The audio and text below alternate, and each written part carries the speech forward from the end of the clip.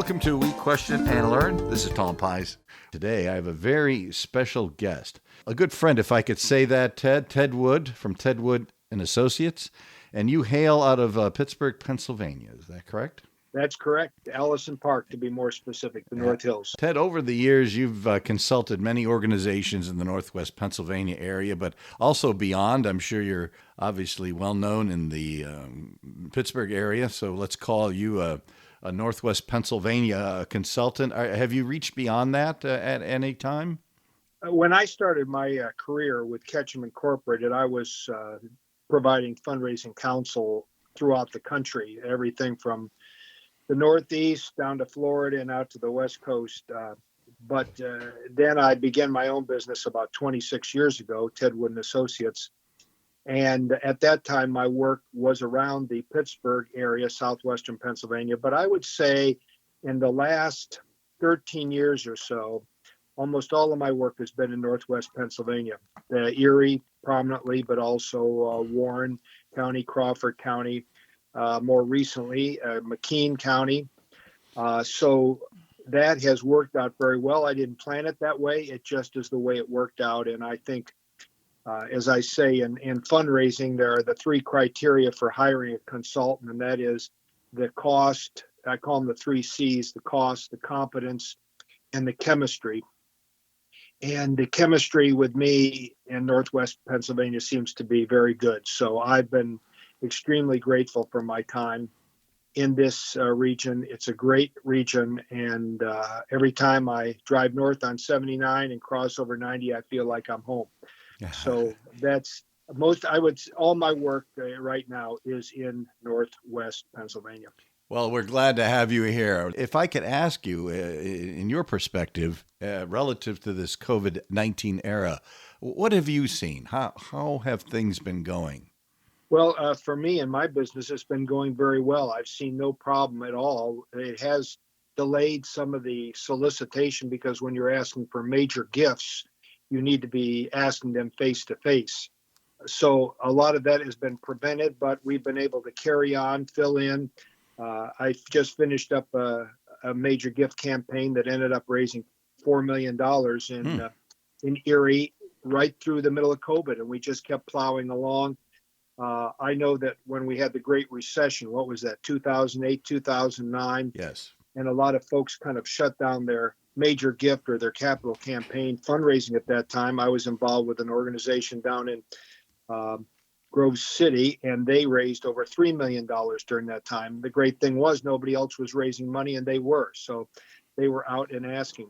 I think it's important to remember that when you're doing major gift fundraising, you are asking a few top-end prospects. So in any given campaign, you might call it a comprehensive campaign, a capital campaign, a major gifts campaign. They all mean the same thing. You're only looking at anywhere from 100 to 125 donors. So you focus on the top 30 of those 100 to 125, and those top 30 will make or break the project. Basically, you have, we might say three phases in a capital campaign. First, you should probably be doing a feasibility study. Mm-hmm. My firm interviews 40 to 50 folks that have, we say they have affluence or influence or opinion leaders. Those are the three categories. We interview those to get their thoughts about the project, about the organization, about the feasibility or attainability of the goal, the attainability of the top gifts, who might be leaders. So there's about 20 questions, and that comes down to ends up being a 45 to 50 page report that's not boilerplate. It's tailored for that organization that actually tells you whether you can go out and raise the money or not before you even announce that you're going to be doing the project. But if the feasibility study does let's say that feasibility study is phase one. The phase two would be the preparation phase, and you're doing a lot of the nuts and bolts. Now, you have not announced the campaign yet. You are preparing for it. You write the case for support, produce the brochure, you identify and evaluate those you want to see. You get the board solicited, the staff solicited, they make their gifts. It's always important that the in-house folks make their gifts first before asking anyone else. You look at who you want to be a leader in that campaign. You aim to recruit that person. Sometimes that's called the campaign chair. They can bring on a campaign cabinet or committee at that time. This is all during the preparation phase. And that's what you do during that period. That period might take 12 months, 10 to 12 months. And then with everything is in place, you're ready to go out and ask for money. But you can't ask for money until you're ready to ask for money, until you have a sense that those who might give will give. So it's just a lot of careful planning. I think we say that you need 80% preparation and 20% asking for the gift and following up. So a lot of organizations will say, can't we move any faster than this? Mm-hmm. And I would say, well, do you have confidence that your leading gifts, your leading prospects are going to give at the level you need them to give? Well, we just hope for the best. Well, you shouldn't be asking if you're hoping for the best. You should have some certainty that you're going to get those gifts. And the folks that are being solicited are not what we might call cold suspects. They need to be warm prospects even before you begin that first phase. So the first phase is the study. The second phase would be the preparation phase. And the third phase would be the active campaign. It might also be called a public phase, and that would be phase number 3. Announcing a campaign does not raise money. Announcing a number in terms of the amount that's been raised, and also the leadership of the campaign. That makes believers out of the naysayers. So I don't like to see a campaign announced until you have 40 to 50% of the money already raised. Then it goes into the paper. I know there was a project in Erie a number of years ago that had a huge announcement in the Erie Times, and the campaign failed because they had, at the point of announcement, beautiful floor plans, renderings. There was no money that had been raised. Those who were out there who could give would say, well, they're not going to make it anyway, or they don't have the support of the community, and they just don't get aboard, and they didn't get aboard. So it's very important. I want to reemphasize that. Announcing a campaign, having a public kickoff does not raise money. You need the amount raised, and those involved in it, those who've committed the leadership, and the total amount make all the difference in getting the thing rolling in the right direction. So let's go back to the mainstay of all of this, the grassroots part of it. The organizations themselves, why do they believe sometimes they can just put up a flag and the money will fall in the bucket? Well, I think this is an important question, and it bears on how people think about philanthropy and fundraising. And most folks have not thought seriously about their own giving and the importance of giving and how it all fits into place. There's a saying in fundraising that the wallet or the purse is the most sensitive organ in the body. Mm-hmm. And I know that I've made an initial presentation to boards just to educate them. And that's what I try to do primarily, is educate in those initial meetings. I'm not trying to sell my services. I want to educate the volunteer leadership and the professional leadership in an organization. But I spend a lot of time talking about the challenges and the difficulties of major gift fundraising.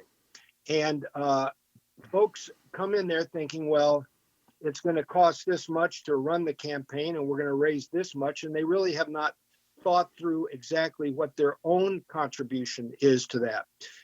That's why in the very beginning of any project, we always start with board solicitation. Mm-hmm. And often board members are surprised at what they're asked to give, but they're never asked for an amount that is beyond their ability to give as we can best determine. Mm-hmm. So we need to put a number in front of folks. This starts with the board and then goes on to the community in general. We need to put a number in front of them that they can conceive of, will stretch them, and that they can conceive of. Mm-hmm. So the real challenge within an organization is to help them think through the process, the difficulties, the challenges, and how to do it. And there have been times that board members have said, well, I don't like that approach. And I would say, what would you do that has proven to be a better way of doing this? Mm-hmm. Mm-hmm. Please tell me. I would like to know. So the whole process, and there's lots of moving parts, there's lots of nuts and bolts, and that's one of the reasons that one would want to hire a professional fundraising consultant. And that is somebody who knows where all the parts fit. You know, I'm always amazed to look at these YouTube videos where somebody can take apart an entire engine, and when they put it back together again, there's nothing missing. I mean, there's no loose screws or whatever it's called. I don't know anything about that. So I'm always amazed at that. Well, the professional fundraising consultant has the understanding where all the parts fit. And so you have that person ride honcho on the process. They have a sense of the timing. And that's what helps bring a board around. But a board, just like the donors they're going to be approaching, they need to warm up to the process. They need to be educated. They need to buy in. They need to see why the hard work is needed to get the job done. If an organization approaches a fundraiser, a professional fundraising consultant, and says, well, we don't want to do anything, you go out and raise money. That's not how a major gift campaign works. There are organizations that are registered with the state of Pennsylvania called professional solicitors, and they will do that kind of work, but they usually take easily 70-80% of every dollar given. And to me, that's not illegal, but it is unethical. What about the people at the nonprofit organization? What does all this say about who you have, who will you hire? Even worse than that, where do you find these people? In terms of the people that you would work for you, that work for the nonprofit. Well, I think it's important. One of the things I find that is not uncommon, especially with smaller to mid-sized nonprofits, that they really they've never thought out thoroughly and worked up in detail a case for support. They say, well, we are a shelter for stray animals, pets. Well, okay. How are you different from the other organizations in your community? What difference do you make? What about your finances? Let's do an analysis on them. Is there anything in the last 5 years of your operation that would give a donor hesitation to give to your organization?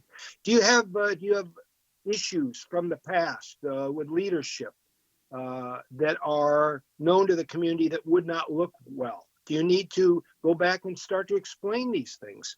So usually one of the first things I do is to put a case for support together. And it really is a thorough, in detail description, not simply of the project or the fundraising campaign, but the organization itself. And it's not unusual for board members to say to me at the end of the process, gosh, I never knew this much about my own organization. So what you do is you need to have a strong, compelling, and urgent case. And in gathering to your organization board members, you look for those who want to be part of that. Not everybody's going to want to be part of that. I mean, some people's key issues and the ones they light up to are homelessness, and another one might be animals, and another one might be education of youth. Another one might be athletics or anything. So what you're doing is you're looking for individuals out there who already have a passion for that. And if you explained, and if you were able to lay out for them why, by being part of your nonprofit, they can make a big difference in the community about something they already believe in, then that's where you start in your recruitment. I think that's kind of where you were going, Tom, but your recruitment of your volunteers, leaders, and you also want your professional leadership, your executive director, your CEO of your organization to have that same passion. I once worked with an organization that during the first meeting with the board, the CEO sat in a corner and did text messaging. Well, I knew we had a problem right there. Because the CEO wasn't engaged in the process. I'm not too sure what that person was thinking. whether they think they hire a fundraising consultant and they do all the work or whatever. But nonetheless, you have to have buy-in from the core organization within the organization itself, and you offer that to people you want to recruit to be part of that board. I've seen a lot of things where folks now are doing major gift campaigns. It's almost we're short of money. We can catch up in one sprint here. Yeah, but that's not a good idea. Well, it often doesn't work. I mean, if the case is compelling and urgent, and you have the right people, the right leaders aboard, you can make things happen. But absent those, just because you have a need, I mean, we have another saying in fundraising that major gift campaigns are donor-driven, not needs-driven. Mm-hmm. And organizations, nonprofits will say, well, we have these needs. Aren't they obvious to people? I mean, we think they're urgent, but actually the community doesn't think those needs or those as challenges are urgently need to be addressed. So one of the things you try to do in a feasibility study is to find out what donors are thinking about, or those potential donors are thinking about. And sometimes you have to tailor your case, your message, I'm not going to say mission because you need to stick with your mission and vision, mm-hmm. but you need to tailor some of the elements of that to fit where the donors are coming from. I'm guessing that in a major gift campaign, which is, I would say, is in my way of thinking, is the same thing as a capital campaign, or you might call it a comprehensive campaign. You ought to anticipate that's going to take you 20 to 24 months to do right. And that's the most important thing, because if you make a mistake early in the process, mm-hmm. it's very hard to catch up. For instance, your organization I was talking about that made a big splash in the paper with the renderings and everything, that was a big mistake, to be able to announce a campaign without having any money raised to the community. And they never recovered from that.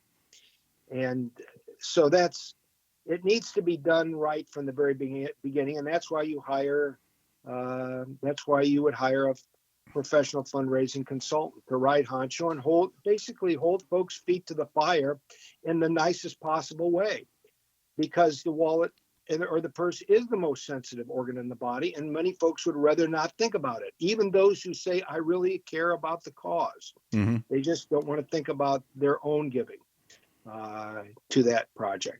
Do you see in the 21st century here a shortage of good fundraising people? It's always hard to find good development people. And this mm-hmm. would be someone who would operate and ride, as I've used the word ride honcho over the development operation within your nonprofit. That's always a challenge.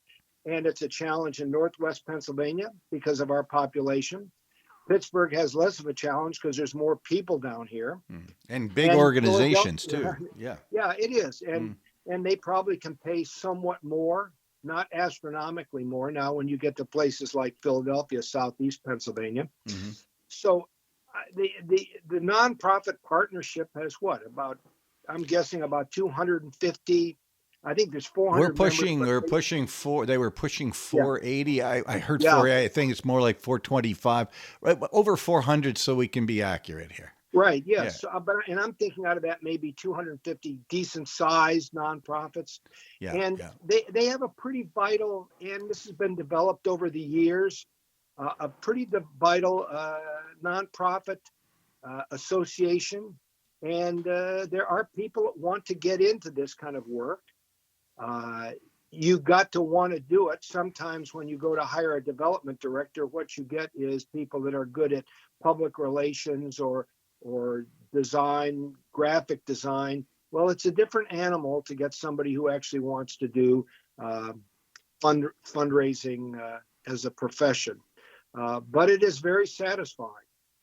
In going back to some of the other things you have said, the difference between a major giving campaign and an annual, or let's call it your annual and major giving campaign, what's the difference between the two? The difference would be in your annual giving campaign, where that is you have an appeal or an outreach yearly. That's done in several ways. You do it through mailings. You do it through electronic mailings.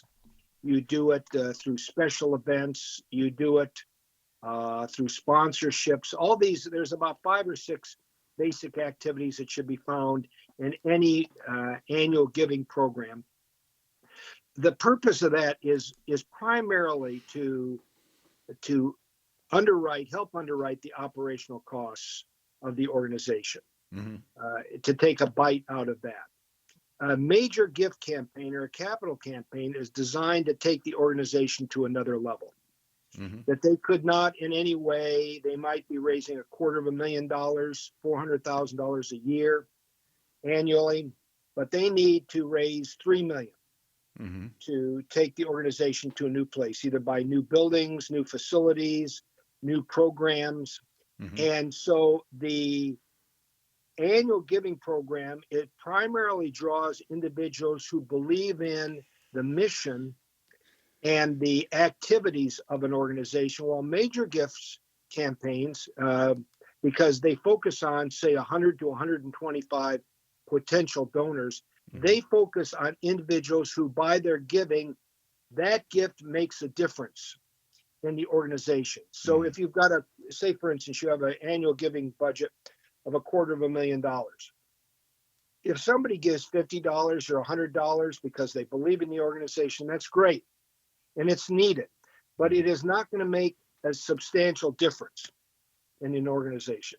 On the other hand, if you've got a $3 million campaign and you have somebody that gives a gift of 50 or 100,000 or more, $250,000, that gift will make a difference in achieving that goal. So that's primarily the difference. We need both. You need your annual giving campaigns and you need your major gift campaigns. The annual giving campaign has to happen every year. Your major gift campaign might happen every, I don't know, with universities and medical centers, they're doing them continuously these days. But it's like every 5-10 years, something like that. The annual giving campaign can feed into the potential donor, the prospect lists for the major campaign. That's where you look for your major gift donors in the annual giving donor list.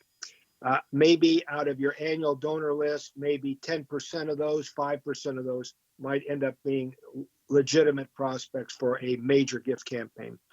But that would, in my mind's eye, be the difference. You want to take the organization to a new level, either because of a new facility, new services, new programs, enhanced, strengthened in one way or the other. Are young people different today than the young people you and I worked with? Well, I don't know. Somewhere along the line, I don't know if they are. I know that, once again, I come back to this saying that the wallet of the person is the most sensitive organ in the body. Yes. And everybody comes at this giving business, the philanthropy, from a different place. Some people have grown up in households where the family tradition is to be generous financially and in terms of time. What do we say? Time, treasure, and talent, the 3 T's. Yes. They've learned to be that way. That is part of the way their family functions. Some people grow up in a religious tradition that emphasizes that. Some people, somewhere along in their lives, have an experience where it makes a huge difference when they do stretch, when they go beyond what their comfort level is. I talking about going beyond the comfort zone. You're comfortable giving $1,000, but maybe you're uncomfortable at 5,000, but you still could do it. Well, maybe it's time to do 5,000. So I'm not too sure that it's generational, but it has to do, no matter how old you are, whether you're an 18 or 28 or 88, Ted Wood believes that you need to be generous in your giving and stretch in your giving for the sake of the organization, but also for your own sake, your personal sake, in your own character development, your own emotional, spiritual growth. You need to give as well. And giving in an exemplary way, I call it giving because it sets an example. Giving in an exemplary way will change you for the better. That's something I believe in. Others think it's foolish because they think the more money you keep, the better you are. But that's fine. That's what you believe in. I don't believe that's true. So I don't know if it's generational generational, Tom. I just think a lot has to do with whether you were raised in an environment that promoted this and whether you've allowed yourself to be exposed to giving at levels beyond your comfort zone. It's like that group of billionaires, as I call them. I think they're up to almost 125 billionaires who've promised more than half of their legacy to charity, even before they leave this good earth. I think that's symbolistic of how generous Americans are. We are. Yeah, we are. Yeah, I've done fundraising consulting in Great Britain for a year and a half. Mm-hmm. I was sent by Ketchum to Great Britain, and it's a different animal over there. They have a different attitude about giving. It's almost, it's so discomforting to them to think about or being asked to give. It was a challenging environment in which to do fundraising. And I've also done fundraising consulting in Canada for about a year, and that was more similar to the U.S. They're very much influenced by the way we think about things. In the last minute or so that we have with you here, sure. and by the way, thank you for this good insight into fundraising and fundraise consulting. What are your thoughts? How do you feel about what you do? I love what I do. It gives me huge purpose, and I'm at a place that I could retire, but I don't want to retire because there's so much satisfaction in working with nonprofits. And I want to say that for me, and you've probably heard me say before, fundraising is not complex, and I'm an orangutan with a fundraising manual can raise money. But the most important thing is that I can see that what I'm doing makes a difference, not in terms of a new building or a new program, but in raising an organization's sight so they begin to look beyond where they are today and thinking about themselves. Often I'll start with an organization. I remember one early in my career, and they were naysayers. I sat at the first board meeting and they were telling me what couldn't be done. By the end of that campaign, which was very successful, it was a facility for delinquent and dependent youth. Mm-hmm. At the end of that, the board members were saying, "This is tremendous. What else can we do to advance this organization?" So what I saw is not that the money was raised, because once again, an orangutan with a fundraising manual can do that. It's not complex. But what I did see that was so gratifying to me is a change of attitude and heart and a perspective where board members and other volunteers begin to stretch in terms of their giving of their time, treasure, and talent. And it changed them. It changed the organization much for the better. So that's where I get my satisfaction in seeing organizations and individuals within that organizations take a higher path, a higher road in life, and see the wonderful results that come from that. Ted Wood, it's always good to hear your voice, but it's even better to hear your perspective and your attitude of gratitude toward what fundraising can do to help our society, our friends, our neighbors. I think you have to look at it that way as well. And there's nothing wrong with helping yourself. Nothing. Well, you get that is an unintended consequence, a happy unintended consequence. What I mean by that is you helped yourself by developing a wonderful attitude towards life. Thank you so much for being on the program, and we are extremely grateful for your visit. Thank you, Tom.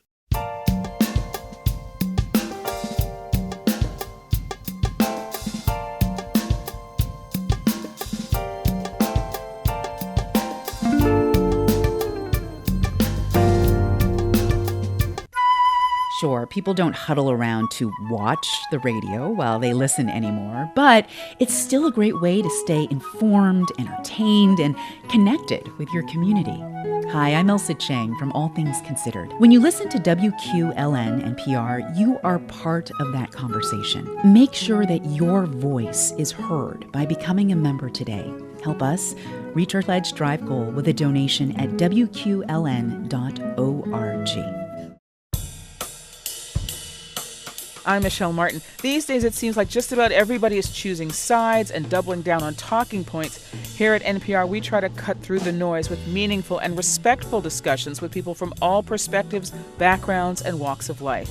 Join the conversation every weekend on All Things Considered from NPR News. Saturday and Sunday afternoons at 5 on WQLN Radio.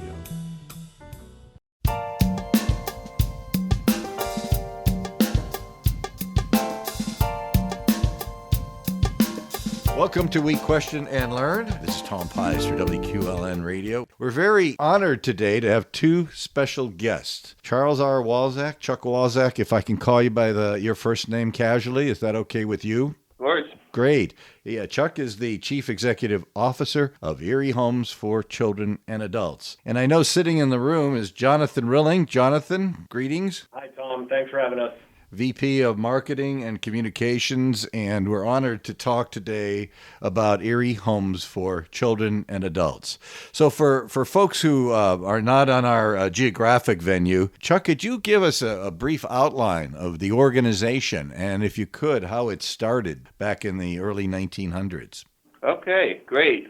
Well, first, Tom, thanks for having us. We really appreciate it. We love talking to the public about the wonderful things that we do.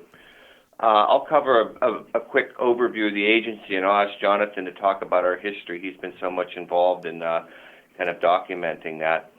So we're an agency that takes care of folks that have an intellectual disability, which is roughly defined as people who are born with an IQ of 70 or less. Some folks come to us later in life that may have had a traumatic accident that affects their brain and so forth. We are one of about 100 or so agencies across the state. We're a not-for-profit agency, as most are. We get our funding from the state and matching monies from the federal government. And we have a number of programs that service these folks. The largest of which is our residential program, where people actually live in homes that we manage and operate. We have about 102 folks that live in these homes. Mm-hmm. We have about 22 homes across Erie County and Crawford County. One of our specialties is we take care of folks not only with intellectual disabilities, but that also have complex medical conditions. Folks that have feeding tubes and trachs and other major things going on beyond the ID. So we have a cadre of nurses and clinical people, a medical director, and so forth. So we also have a program, a community-based program, which is about, I would say, 200 or so people. And this is where we go, our staff go into the community and work with folks, families that have a loved one that has an ID, and helps them on day-to-day basis, takes them out, does recreational things, appointments, gives some respite to the family and so forth. So again, that's around 200 folks on a weekly basis that we take care of. We also have a life-sharing program, really high calling for folks that volunteer to take someone into their home and have them. They foster these folks basically. They live with them. They take care of them. We help manage the relationship. They get a stipend from the state for doing it, and it's really saints' work, if I can say it that way. Mm-hmm. We have around 40 folks in that program. We also have a fairly large program called MOVE. What it is, it's a program where folks come to. It's a day program, we call it, or it's called by within the parlance of ID agencies. And that's where folks come, not just from our agency, but from other places. It's out, for those of you in the area, out by Wegmans West in the old Walmart building. Mm-hmm. And we have about 50 people or so in this program where we provide all kinds of things on a daily basis, recreational activities, arts and crafts, anything that we can do to help them live a rich and fulfilling life. And that's our goal. Our goal is, and our mission is, to help folks with disabilities live a rich and fulfilling life. And we do it in a number of different ways. And the programs themselves, each with its own way of taking care of folks, all incorporate that same concept of living a rich and fulfilling life. And the goal, that's our goal. Integration, and that's why it's great that you've invited us to speak with the community today, Tom. because integration is one of the ultimate endpoints that we want to get to. These folks are just as much a regular folk as you and I. They just have, and unfortunately not, anything on their own, but because of their own situation, but they just have a disability that they can't function as we do normally in a course of a day. And what we try to do is get these folks involved with just general society and have them part of society just as you and I. And that's the goal that we try to do, along with their ensuring their safety and their good clinical care and quality for them. Jonathan, why don't you take a quick stab at how we came to where we are today? Sure. Thank you. So, Tom, as you're aware, you've been involved with us, and we appreciate your service to our organization and your advocacy, and you're helping us raise the awareness level for those that we serve. But we've been a part of the Erie nonprofit landscape since 1912. And back in those days, it was socially acceptable if you would have a child that you did not want. You took that child to the Union train station in downtown Erie. You set the child down, and you walked away. Nowadays, that's tough for us to kind of fathom, but back then that's the way it was. And many Erieites kind of equate us to the name Erie Infants Home and Hospital, and that is how we started. We were founded by very visionary ladies of the times that went to the train station and spoke for these babies that were abandoned and took them into their care, because, as we read, there really was not an organization doing that back then. And really, it was evident within the first year of these ladies kind of raising their hand and doing this, that this was a problem for Erie and that there was a need to be addressed. So Erie Infants Home and Hospital was born very quickly after 1912, 1913. We are also a very proud East Side Erie nonprofit, having moved our main facility to our East 27th location in the late 1920s. And we've been here, and we're very proud to be a part of this side of Erie since then. Where Chuck and I are doing this interview from right now is our main facility, located at 226 East 27th Street. And we're happy that we're making a lot of investments on the east side of Erie to continue some of the good things that are going on over here right now. But I'm happy to say here at EHCA, meticulous care has been taken to help catalog, maintain, and carry on and carry out our rich history. For example, I tell people who are interested in this, side note, that I have the original board minutes from September 1912 in my office right now. And, pieces of that history are with us. They are here. Pictures of those that we've served, letters from the paper from way back when, and really kind of just the way that we carry out the business of serving those that are placed in our care.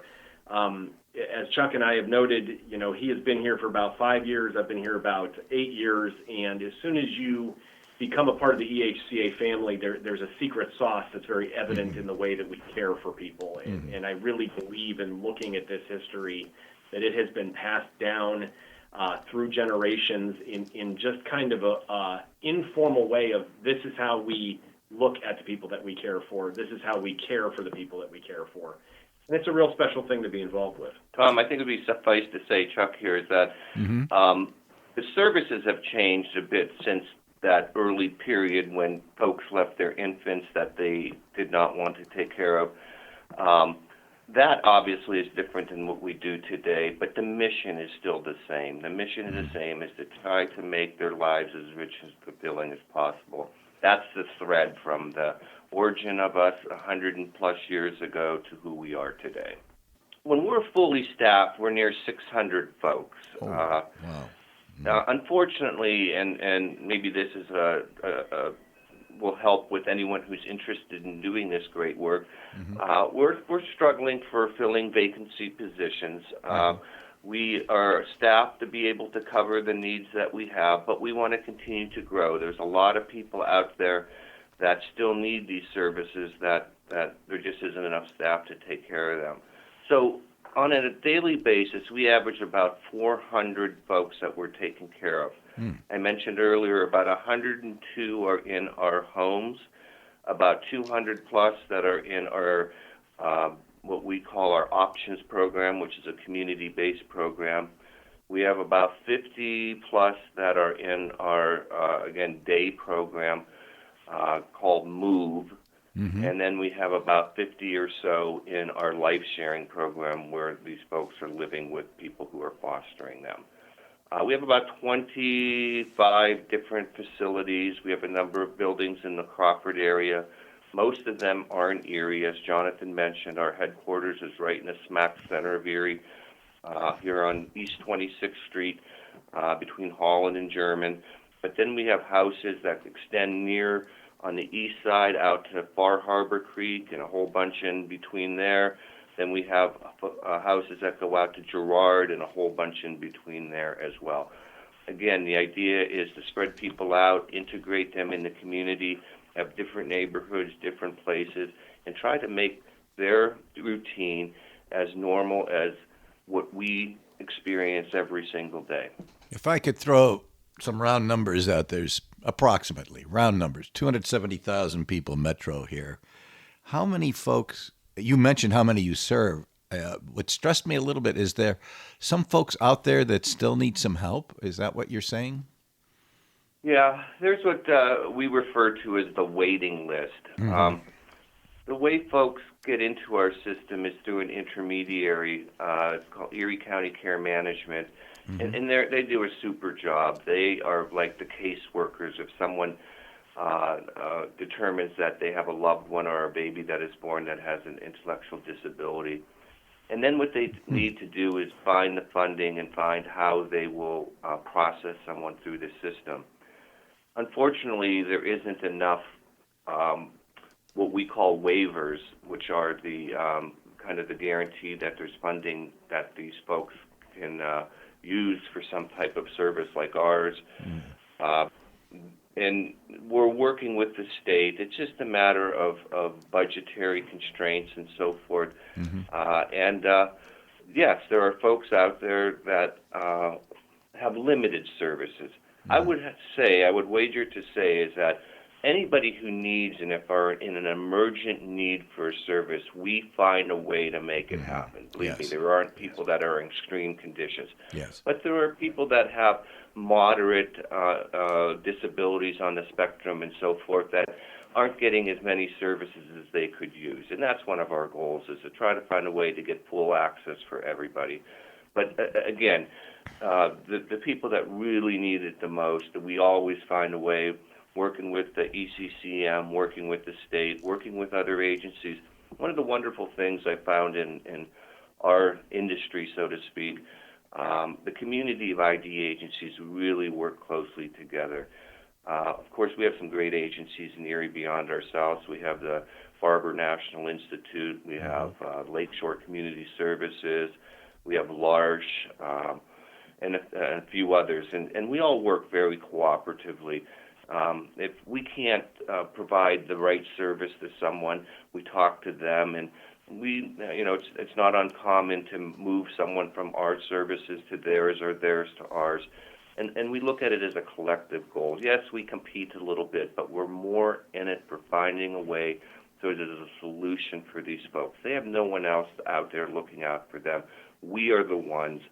So we work with all the agencies and anyone else, quite frankly, that can help provide that service and make sure everybody has some spot to be able to be taken care of. Direct service professionals, a DSP as we refer to them, is the single most significant position, if I can say it that way here. They are the ones that work directly with the clients, irrespective of the program. They comprise about 2/3, if not more, of our staff. They go out there and they're giving someone a better life. I meet with every person that joins this organization. We have groups that come through orientation, and I tell them just that. I said, look, you are entering a situation where you are going to make someone's life better. What more important of a job is out there than making someone else's life better? for all you DSPs who may be listening to this, thank you. You guys are awesome. You do the greatest job in the world, and we are totally appreciative of everything you do. Maybe if you could take a half a second and outline your financial energy, your budget. How does this all, you've mentioned all the resources where money comes in. Could you outline how this works? Is it mostly federal? Is it mostly state? How much comes from fundraising? How do you operate? The one thing, if anybody's interested, you can always go onto an application on a computer called GuideStar, and it has everyone's 990s. That's a not-for-profit. By law, you have to submit those. And I encourage people to go because it gives a whole listing of the budget and how monies are expended and how monies come in. And that'll give you some more specifics. But in general, you hit it on the head there, Tom. The majority of the money comes in from the state, from the Department of Health and Human Services, through a sub-service of theirs called the Office of Developmental Programming. They are our primary funders, and the money is extended from them. Those dollars, though, are then matched, and I don't know if it's a one-to-one match, and I think it's different for different circumstances. But the federal government plays a very important role, and they match those money. And so that comprises probably 95% of the income revenue that we receive. The other 5% is from fundraisers and donations and other things like that. And again, that 5% sounds small, but every dollar that comes in that's above that is a dollar we can channel to something to either grow a program or enhance a program or whatever. The dollars being expended, and again, you can see this on those 990s, 90% of them go to staff wages and so forth. Well, I don't want to be caught with that number. The majority of it does, and the rest is for administrative purposes. Operating. We have 25 different buildings. You got utilities. You got upkeep. You got all that type of stuff. Then you got all the benefits and that thing. So. That pretty much does it. At the end of the day, we're pretty much a wash. We break even. And that includes us being able to channel some money back into, keeping things updated and so forth. But it is tight. And the challenge in this, there's a lot of advocacy going on at the state level primarily that we need greater funding from the state and matches from the federal government to truly pay the folks, those DSPs, what they deserve. They are living, or they are, earning a wage that is far below the commensurate amount that they should be getting for the work that they do. And we try everything we do to bonus, to match their 401ks, to do everything we can, but we can only do so much. And there is a ton of advocacy going on, and anybody out there that can help or has some connections to that, please, we would hope you could support the cause. This money will be pushed down to those folks that do this every day and take care of these people and give them a better life. So, we're talking with Charles Walczak, who is the Chief Executive Officer, Chuck Walczak, of Erie Homes for Children and Adults, and along with, in the background, with good information earlier, Jonathan Rilling, Vice President of Marketing and Communications. The obvious question I'm going to ask right now, and this has been with us for a year and a half, if not longer, is how has this COVID-19 event affected your operation? I guess that's what the response a lot of people would have on this. Yeah. Yeah, I mean, we've done I think, a very good job of managing a totally unfortunate situation. I could talk about this all day. I'll hone in on two things where it really had the greatest impact. One is on, again, the labor market. It has just decimated the labor market, and it is so hard to recruit and bring people on board. It's getting a little bit better, but that has been bad. The other piece of it, of course, is the client impact, and we've been very good.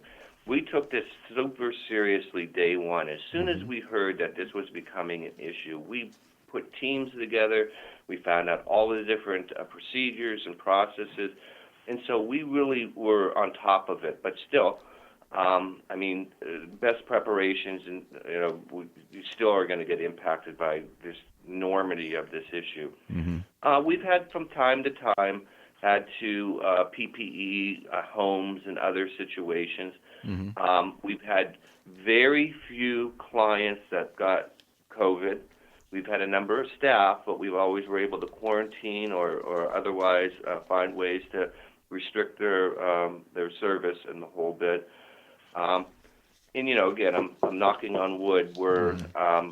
We feel pretty fortunate that we've navigated this well. We've had a few bumps along the road, but all in all, we're just hoping that people get vaccinated. People, please, please, please get vaccinated. It makes the biggest difference in the world. These folks are way more vulnerable than you or I in terms of catching this and getting susceptible to disease and other things. So, again, I'm sure everyone would answer the question in somewhat of a similar way. Tough stuff. We're hoping there's light at the end of the tunnel by this point. Vaccinate, wear masks. We'll get through it, and we'll be back in course someday soon. One of my favorite questions to ask any nonprofit organization, particularly, is how does your board support you? And tell us a little bit about your board. Wow, great question. We have an awesome board. They are all volunteers in the community. They do not get paid. They spend a fairly significant amount of time doing things. Their three main functions that we look for them to support us with. Well, I'll add four to it. But one is to help with the strategic navigation of where this agency is going for the future and its perpetuity into the future. So there are fiduciaries. They make sure the way we spend money in the aggregate and obtain money is all done as best possible. We have a number of different disciplines. We got lawyers on our board, we got physicians, we have nurses, we have social workers, we have business people, and so on and so forth. And their collective wisdom assesses the things we put forward, and they give us their best insights, their support, their recommendations when needed, affirmation as appropriate. So again, strategic navigation. They do our fiduciary, make sure that our financials are up and up. They also are big on fundraising. When we did a capital campaign not too long ago where we were able to fund 4 homes that we built, 3 that we built actually, and 1 we're still in process. They were 100% into it and helped go across the community to raise over $4 million to get this job done. And of course, their last duty, which I would say is not their least significant, is to hire and fire the CEO. So, and that's true for any not-for-profit board. That's a key of a board. But again, board members, if you're listening, I won't name anybody out, but all of you do a super job. Thank you for your support and everything you do for this agency. You help make it all happen. As you take a 360 around your whole organization, where you're sitting now, or even just non-geographically, what's your latest and greatest, newest program, if I could ask, relatively speaking? We were hoping you'd ask that question. Oh, good, yeah. It's not really a program, but it's our most recent home that we've completed. We intentionally built a new home not too far from here. It's on 22nd Street between German and Holland. It's a 6-bed home that's oriented around medically needed folks. And we did this in partnership with the state. A RACP grant we received. Thank you, Governor Wolf, and everybody else involved. We were able to obtain half the money to do it. It's a $2 million home. It employs about 25 people. It has 6 folks in it that, again, have complex medical conditions. It's right, we bought 8 parcels off the Redevelopment Authority. We have a big chunk of land. The home is brand new. It's 24 hours staffed. It has a big green area, and we put a big giant community garden in it because we want to again, integrate with the community and help be a resource. This is an up-and-coming neighborhood. We've been watching this neighborhood for years, and the folks in this neighborhood are tremendous. When I first came here, it was kind of beat down, but I'll tell you what, over the last 5-6 years, people have really stepped this neighborhood up. I would encourage anybody listening to this to get a chance, drive around that area between German and Holland and 26th and 21st. So we put a really nice community garden. We're talking to Booker T. Washington Center and other local area kind of neighborhood groups. We're going to do a garden, and we're going to do other things. So not only did we really fulfill our mission with respect to taking care of our folks, as we talked about already, but we also feel that we're an important part of the community in terms of being a member of the community and enhancing the community and around it. We had a small open house. The mayor was there, a number of other folks, and they commended us on what we're doing. We're hoping to have a big open house. COVID has prevented that. We're hoping in the spring we have a big gathering so everyone can see what we've done down there and just experience this addition to the neighborhood. I'm going to take the last minute or two and ask Jonathan a short question. What is your outreach relative to marketing? What's your best success story? Boy, I really put you on the spot there, but and I've known you forever. You've done some outstanding things. What works best for you, if I could ask? So, I mean, it's really just it's kind of an approach that we kind of embarked upon, I'd say, in around 2013, 2014, and that is simply storytelling. So we try to do as much storytelling as we can through very crisp photography, through the individuals we support, if they're able to communicate, telling their stories that many people outside these walls don't get to hear. We work closely with the parents and the guardians to tell their stories about the positions they're in with their children and how we are able to care for them.